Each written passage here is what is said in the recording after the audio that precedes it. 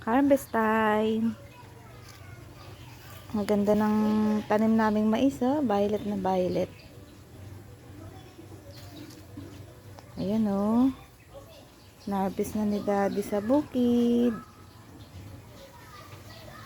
Open natin, oh, para makita nyo violet na violet ang aming tanim na mais. Oh, diba? Purple. Masarap kaya to? Ngayon lang ako makakatikim nitong violet na mais. Kalimitan nakikita ko ay may puti na may konting violet. Pero ito talaga violet talaga, oh. Parang inihaw na, oh. Pero hindi pa siya luto. Ayan pa, oh. Ang dami.